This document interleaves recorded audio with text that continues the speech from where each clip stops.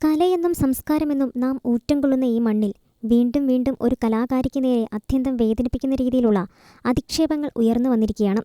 മുൻപ് RLV രാമകൃഷ്ണനെതിരെ വർണ്ണാധിക്ഷേപം നടത്തി വാർത്തകളിൽ നിറഞ്ഞ നർത്തകി കലാമണ്ഡലം സത്യഭാമ ഇപ്പോൾ മലയാളികളുടെ പ്രിയപ്പെട്ട നടി സ്നേഹ ശ്രീകുമാറിന് നേരെ തിരിഞ്ഞിരിക്കുകയാണ്. കേവലം ഒരു വിമർശനമല്ല, സ്നേഹയുടെ ശാരീരിക പ്രത്യേകതകളെയും കുടുംബത്തെയും അങ്ങേയറ്റം മോശമായ രീതിയിൽ പരിഹസിച്ചുകൊണ്ടാണ് സത്യഭാമ വീണ്ടും സോഷ്യൽ മീഡിയയിൽ രംഗത്തെത്തിയിരിക്കുന്നത്. മാസങ്ങൾക്ക് മുൻപ് RLV രാമകൃഷ്ണനെ കറുത്ത നിറത്തിന്റെ പേരിൽ സത്യഭാമ അധിക്ഷേപിച്ചപ്പോൾ അതിനെതിരെ സ്നേഹ ശ്രീകുമാർ പ്രതികരിച്ചിരുന്നു. കലയും നൃത്തവും ഒരാളുടെ നിറത്തിലല്ല എന്ന സത്യം തുറന്നു പറഞ്ഞ സ്നേഹയ്ക്കുള്ള മറുപടിയാണ് ഈ വീഡിയോ എന്നാണ് സത്യഭാമ പറയുന്നത്. സത്യഭാമയുടെ വാക്കുകൾ ഇങ്ങനെയായിരുന്നു: "പിണ്ടോതിരി മോളെ, നിന്നെ ഞാൻ ഏതെങ്കിലും പൊതുവേദിയിൽ വെച്ച് കാണും. അന്ന് നീ നിന്റെ ഭർത്താവ് പെണ്ണ് കേസിൽ പെട്ടതിനേക്കാൾ കൂടുതൽ വിഷമിക്കും."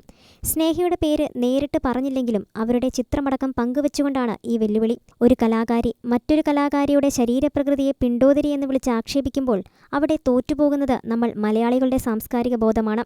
ഇവിടെ സ്നേഹയെ മാത്രമല്ല, അവർ ചെയ്യുന്ന തൊഴിലിനെയും സത്യഭാമ പരിഹസിക്കുന്നുണ്ട്.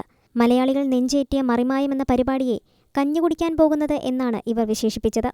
മണികണ്ഠൻ ആചാര്യയെയും നിയാസ് ബക്കറിനെയും പോലുള്ള കരുത്തുറ്റ അഭിനേതാക്കൾ അണിനിരക്കുന്ന ആ പരിപാടിയെയും അതിലെ കലാകാരന്മാരെയും താഴ്ത്തിക്കെട്ടുന്നത് എന്തിനാണ്? സത്യഭാമ ചോദിക്കുന്നത് ഇങ്ങനെയാണ്: "നിനക്ക് ഡാൻസിന് ഇന്റർവ്യൂവിന് പോയിട്ട് കിട്ടാഞ്ഞിട്ടല്ലേ നീ ഓട്ടൻതുള്ളൽ എടുത്തത്? കലയിൽ ഏതാണ് വലുത്, ഏതാണ് ചെറുത് എന്ന് തീരുമാനിക്കാൻ ഇവർക്ക് ആരാണ് അധികാരം നൽകിയത്?" ഓട്ടൻതുള്ളൽ എന്ന കലാരൂപത്തെയും അത് പഠിച്ച സ്നേഹയെയും ഒരുപോലെ അധിക്ഷേപിക്കുന്നതിലൂടെ സത്യഭാമ തൻ്റെ ഉള്ളിലെ അസഹിഷ്ണുതയാണ് പുറത്തെടുക്കുന്നത്. ഇവിടെ നമ്മൾ ചിന്തിക്കേണ്ട ഒരു കാര്യമുണ്ട്. ഒരാൾക്ക് ഒരാളോട് വിയോജിപ്പുണ്ടാകാം, പക്ഷേ ആ വിയോജിപ്പ് പ്രകടിപ്പിക്കേണ്ടത് അവരുടെ ഭർത്താവിൻ്റെ കേസുകളെക്കുറിച്ചോ അവരുടെ കവിളിൻ്റെ വലിപ്പത്തെക്കുറിച്ചോ പരിഹസിച്ചുകൊണ്ടല്ല. സ്നേഹ ശ്രീകുമാർ എന്ന നർത്തകി തനിക്ക് ശരിയെന്ന് തോന്നിയ ഒരു നിലപാടിൽ ഉറച്ചുനിന്നു. അതിനെ നേരിടാൻ ഇത്തരം തരം താഴ്ന്ന വ്യക്തിഹത്യകൾ നടത്തുന്നത് ഒരു കലാകാരിക്ക് ചേർന്നതല്ല. മുൻപ് RLV രാമകൃഷ്ണൻ്റെ കാര്യത്തിലും ഇതേ രീതിയിലുള്ള വിദ്വേഷമാണ് നമ്മൾ കണ്ടത്.